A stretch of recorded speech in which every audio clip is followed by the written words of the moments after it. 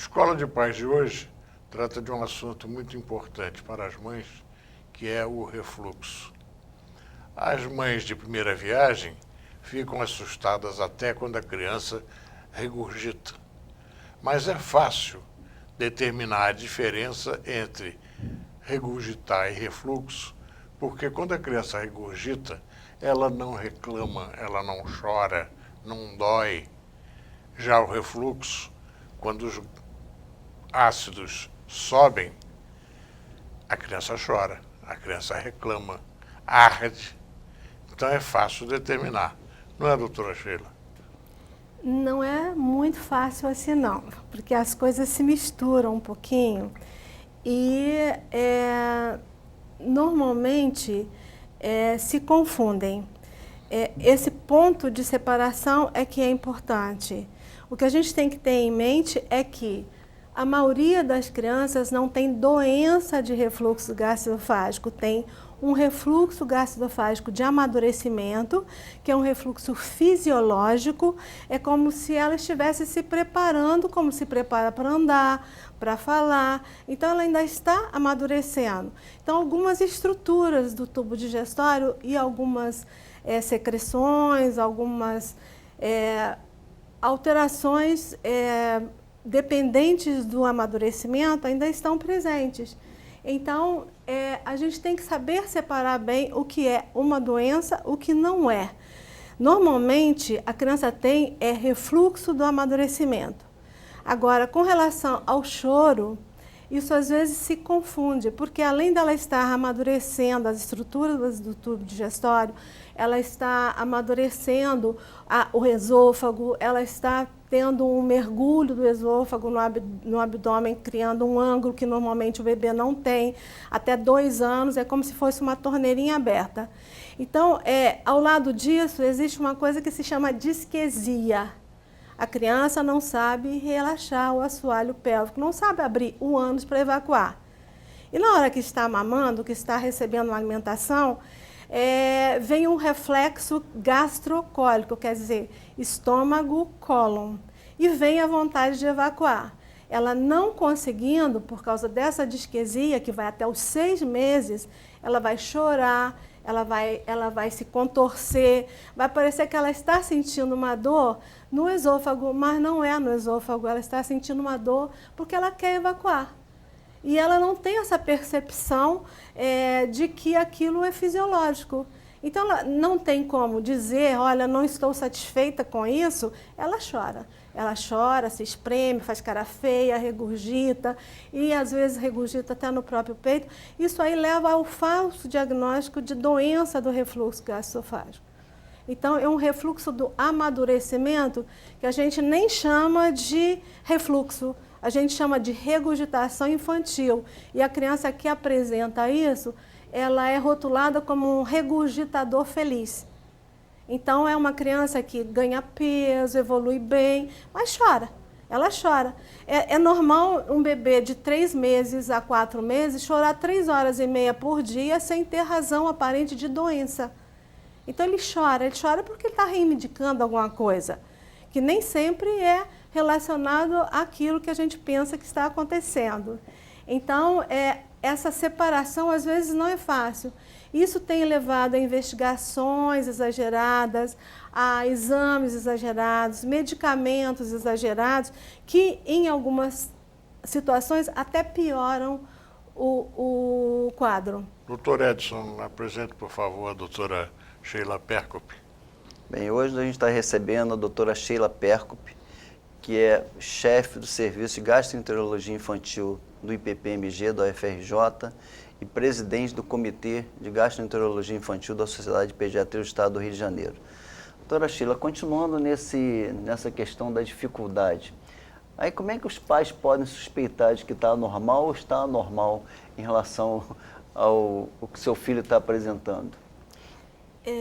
O bebê que regurgita fisiologicamente, que ele está amadurecendo, ele não vai ter perda de peso, ele não vai ter vômito, o choro pode acontecer, mas quando é um choro de esofagite, de refluxo mesmo, pelos ácidos que ele falou, é um choro constante, direto, não é aquela criança que fica bem uns períodos e depois não fica bem, principalmente quando está deitadinho, prefere a posição no colo, em pezinho, porque é um choro constante, é um incômodo constante. O regurgitador feliz, que é o refluxo fisiológico, ele vai ter períodos de tranquilidade, ele vai ter sorrisos, ele vai ser uma criança social, ele não vai ser um bebê chorão e às vezes na mesma hora que ele está regurgitando, ele sorri. Por isso é que a gente chama de regurgitador feliz. E não tem os outros acometimentos, perda de peso, vômito, que aí já é diferente, é um volume maior, um choro constante. No interior, eles dizem até que quando a criança regurgita muito é porque vai ganhar muito peso. Isso acontece porque, como eu disse, está uma torneirinha aberta, então qualquer excesso de alimentação vai sair pelo ladrão, vai ser uma defesa de excesso de volume. E como está aberto, também qualquer coisa faz voltar, mas faz voltar de uma forma feliz. Ele, por exemplo, fralda descartável. É um vilão muito importante em relação ao refluxo gastroesofágico de amadurecimento, também na doença, mas no amadurecimento aumentou bastante, porque antes a fraldinha pegava embaixo da barriga, agora é bem apertadinha em cima da barriga. Então isso aperta a barriguinha. Qualquer lugar de botar bebê... Aperta o estômago, né? Aperta a barriguinha, aperta o estômago. E aí vai haver o retorno. Sacudir o bebê, às vezes a família fica muito nervosa com o choro, passa de um para outro, sacode. O fato de dar muita comidinha também, isso tudo faz com que o refluxo aconteça com mais facilidade em termos de amadurecimento. Isso não é doença. Aparelhos de colocar bebê. Eu costumo falar que para criar um bebê a gente precisa de 2 peitos e 2 braços. E não precisa dessa parafernália que existe, cadeirinha disso, cadeirinha daquilo. Isso tudo altera a posição do bebê. Ele fica sentadinho, a coluna não está bem e ele vai forçar o estômago e vai regurgitar. Então, o que a gente tem que ter é essa tranquilidade de separar as duas coisas e conversar direito com o pediatra, passando bem as informações para que não haja medicação exagerada, invasão exagerada com exames, porque é um bebê que está amadurecendo, aquilo vai passar. Na hora que ele começar a sentar por conta própria, a coluninha for firmando, ele vai conseguir conter melhor isso. E a melhora não é assim, do dia para a noite, é num crescendo, com períodos dias de piora. Então, naquele dia a criança comeu mais, teve mais dificuldade de evacuar, então ele pode ir melhorando, mas com períodos de piora. Isso não significa doença. Então, a gente tem que evitar a invasão, evitar medicamentos exagerados, inclusive alguns medicamentos até pioram e levam a pensar em doença de refluxo. Por exemplo, os procinéticos abaixo de 6 meses. São medicamentos que diminuem a regurgitação, mas não tratam o refluxo. E eles dão irritação no bebê, pioram o refluxo, pioram a agitação, o choro. Isso tudo pode levar a pensar em doença, quando é o medicamento que está contribuindo para aumentar aquele quadro. E para chegar a esse diagnóstico de refluxo, no começo é uma questão de avaliação clínica, precisa obrigatoriamente fazer algum exame? Como é que é essa questão para o diagnóstico do refluxo é clínico. Não existe nenhum exame, a não ser a chamada pH-metria, que me diga tem refluxo e esse refluxo é doença. Não tem nenhum que diga. Principalmente a ultrassonografia, que é muito pedida, é pedida com frequência, é um exame que não leva a nada. Ele só serve para diferenciar estenose hipertrófica de piloro ou então um espasmo de piloro importante, que é a saída do estômago, não é o refluxo. O exame contrastado do esôfago, além de irradiar muito a criança, não serve para diagnóstico. A ultrassonografia não serve para diagnóstico, a cintilografia não serve para diagnóstico, a endoscopia não serve para diagnóstico de refluxo. Cada um tem uma indicação muito precisa, mas para dizer que tem refluxo ou não tem refluxo, ou que aquele refluxo é doença ou não é doença, nenhum deles serve, porque todos vão detectar o que a gente chama de refluxo pós-prandial. Todos nós, inclusive adultos, depois que comemos e bebemos, a gente faz um refluxo pós-prandial, depois da comida. E para se fazer uma serografia, se toma um contraste. Para fazer uma ultrassonografia, se toma uma mamadeira. Para fazer uma cintilografia, se toma uma mamadeira com o traçador. Então, a gente vai detectar um refluxo pós-prandial, não é refluxo doença.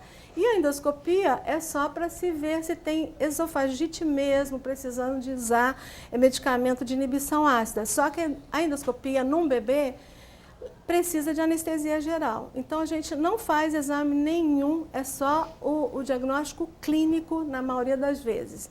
Na suspeita de complicação importante, um ou outro desses exames vai ser indicado. Nessas crianças que tomam leite artificial, que não é leite materno, ainda tem confusão com alergia, se está vomitando, como é que é? Existe muita confusão nisso? Existe um excesso de rótulo de alergia alimentar. O refluxo gastroesofágico, doença, ele está associado à alergia em poucos casos. Na grande maioria, não está associado à alergia. E o que se faz atualmente é retirar a fórmula e oferecer uma fórmula não alergênica e manter essa fórmula por tempo indeterminado, onerando a família, dificultando a introdução de novos alimentos. E na grande maioria não é alergia. Existe associação, mas é rara, não é sempre que ela acontece.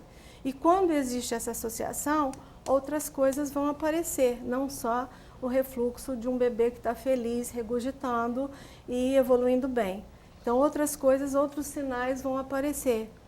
Às vezes, raias de sangue nas fezes, porque geralmente o refluxo se associa a uma proctocolite alérgica. Outras coisas vão acontecer, não vai ser só aquele regurgitador, e é uma regurgitação muito mais intensa, é um sofrimento maior. Não é um choro mais exagerado, não é só a regurgitação.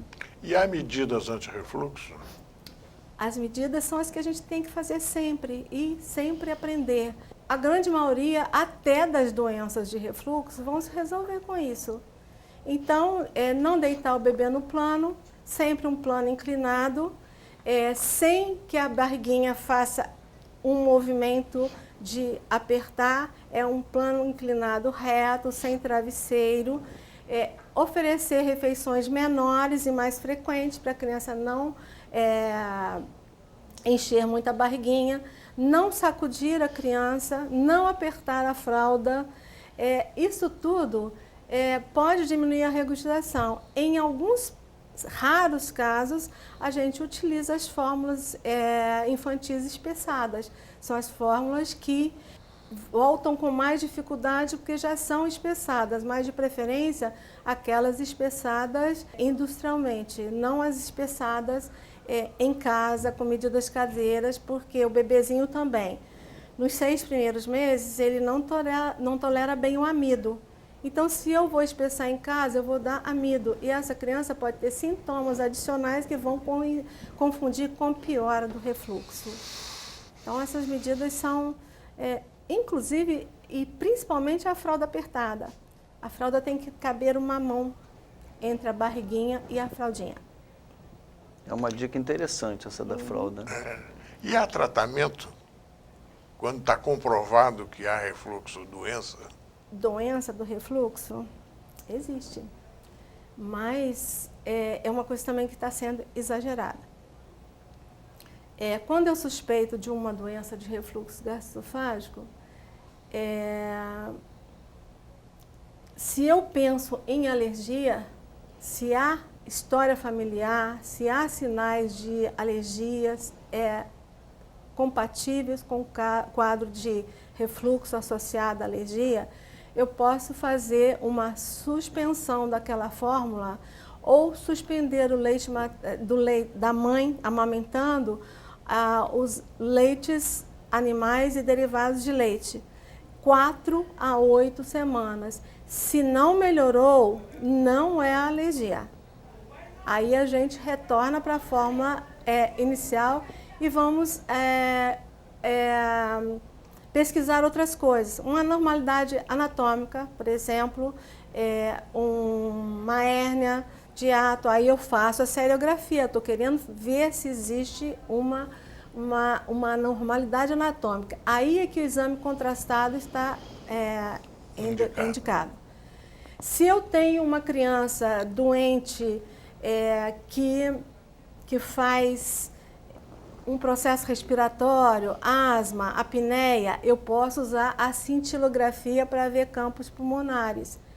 Se eu tenho, por exemplo, uma criança que chora além do normal, exageradamente, não fica na cama, é uma criança que às vezes chega no consultório, não para de chorar o tempo todo, nessas eu posso indicar uma endoscopia. Aí, se eu tiver anormalidade anatômica, o tratamento tem que ser avaliado se é cirúrgico ou não. Na alergia, tirar o alimento que está causando. E na esofagite, só aí vai entrar a inibição ácida. Primeiro com os medicamentos liberados para a criança, que são os bloqueadores de histamina, e só depois os inibidores de bomba, que estão sendo usados com muita frequência. Às vezes é a primeira escolha.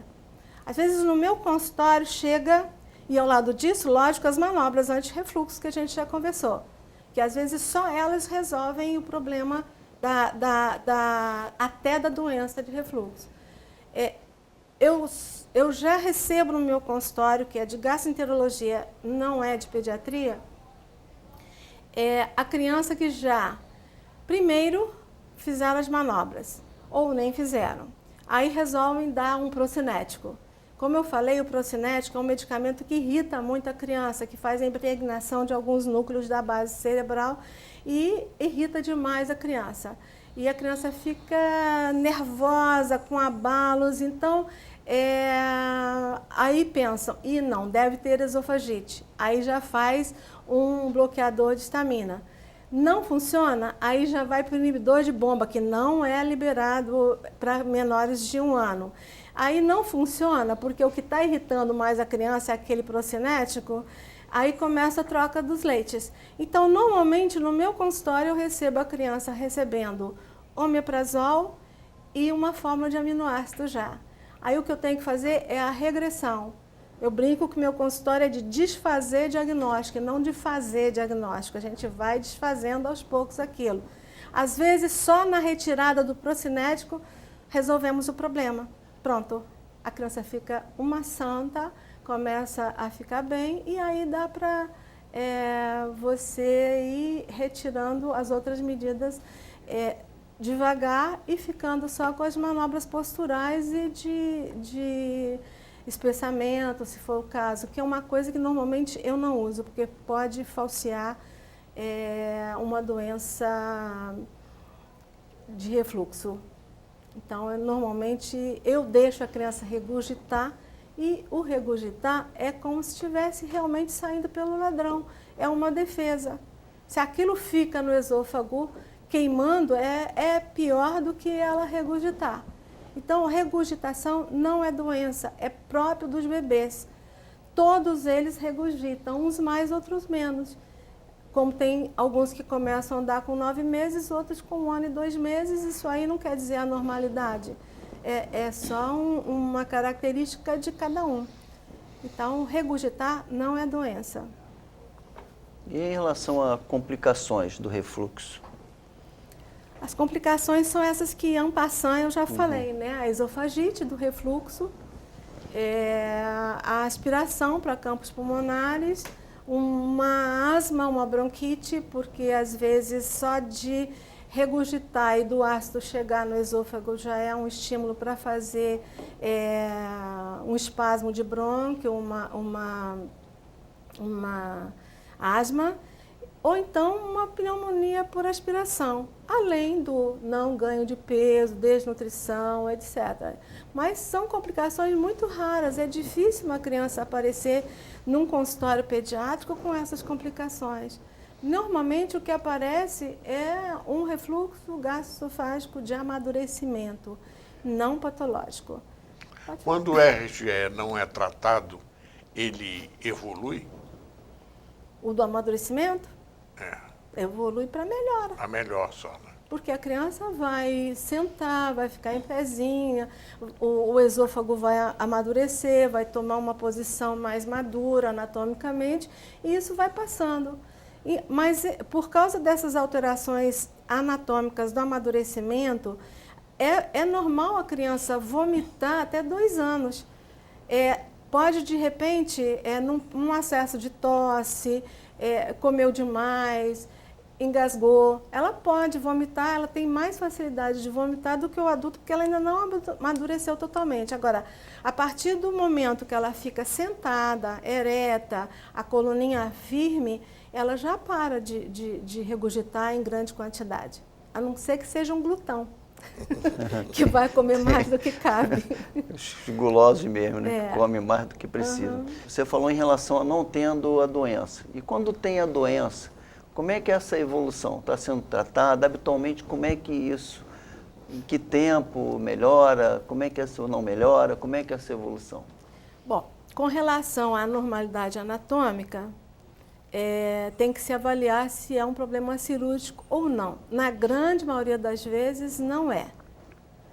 Porque tem pessoas com 70 anos que convivem com uma hérnia esofágica. Então, não há necessidade de cirurgia, que é uma coisa de risco. Se é alergia alimentar, restringir os alimentos no período de amadurecimento. Porque normalmente o refluxo associado à alergia é uma coisa de primeiro ano de vida, 1 ano e meio, 2 no máximo. A partir daí a criança passa a tolerar e comer de tudo e o refluxo desaparece. Se é uma esofagite importante, o tratamento com 8 semanas do inibidor de ácido já vai resolver o problema e daí para frente a gente mantém com as manobras anti-refluxo. Agora, se precisar retornar à inibição de ácido, a gente retorna. Se não, é só aguardar o amadurecimento. E as complicações, a apneia, a asma, a pneumonia, elas vão estar mais relacionadas à doença de refluxo mais séria. Aí cada caso é um caso, isso aí vai ter que ser bem analisado, não ter uma receita de bolo para a gente poder passar, quando tem isso, faz isso, quando tem isso, faz aquilo. A medicação e a conduta vai ser diferente. Em caso de hérnia de hiato, a senhora recomenda, no caso de uma criança, a senhora recomenda a cirurgia? Não. A gente mantém a criança porque tem hérnias e hérnias, né? Agora, futuramente pode ser que ela necessite de uma cirurgia, mas não num período tão vulnerável quanto um bebezinho. A gente opera malformações importantes ou então aquele refluxo que está dando muita complicação. A criança faz pneumonia todo mês, faz apneia, então aí a indicação cirúrgica existe, mas só pela presença simples da hérnia, sem complicação nenhuma, a gente não opera. Nós operamos a criança que tem complicações severas, porque o risco de uma cirurgia é muito maior do que aquelas complicações pequenas que ela vai ter no correr dos primeiros anos. Vamos fazer uma breve pausa e já voltamos. Estamos voltando com a Escola de Pais, com esse assunto importante, que é o refluxo gastroesofágico. Doutora Sheila, alguma coisa de importante que nós deixamos escapar? Não, só para reforçar. Lembrar sempre que quando a gente tem um bebê, a gente não recebe uma bonequinha ou um bonequinho que não vai chorar, não vai regurgitar, não vai se espremer, não vai se agitar. Então, isso aí tem que ser visto com naturalidade. Todo bebê se agita, faz careta, e é normal, como eu disse, um bebê de 3 para 4 meses chorar 3 horas e meia por dia. Existe uma curva, a curva de um Dr. Barr, que mostra que é normal uma criança chorar 3 horas e meia por dia nessa faixa etária sem ter nada. Ele só está querendo dizer alguma coisa. Inclusive, talvez até dizer, não estou satisfeita com o estresse de vocês. Então, isso aí é importante a gente saber. Com relação aos medicamentos, eu gostaria só de lembrar que as drogas inibidoras, tipo omeprazol, por exemplo, elas não estão liberadas no primeiro ano de vida. Então, elas são só usadas pelo seu pediatra na hora que o problema está intenso e nada mais funcionou. Não é para ir para essas drogas logo de início. E os procinéticos, de preferência, não usem, porque esses procinéticos eles não vão tratar o refluxo. Eles vão diminuir a regurgitação. E como eu disse, regurgitar pode ser até uma defesa. Então, não vale a pena inibir a regurgitação. Eles são usados em casos muito especiais, mas não no refluxo gastroesofágico, nem do amadurecimento e nem na doença do refluxo gastroesofágico. Então, essas duas drogas têm que ser esquecidas praticamente. Nós queremos agradecer a doutora Sheila Perkop por sua presença, pela informação preciosa que nos passou, e prometemos voltar com a Escola de Pais na próxima semana. Muito obrigado.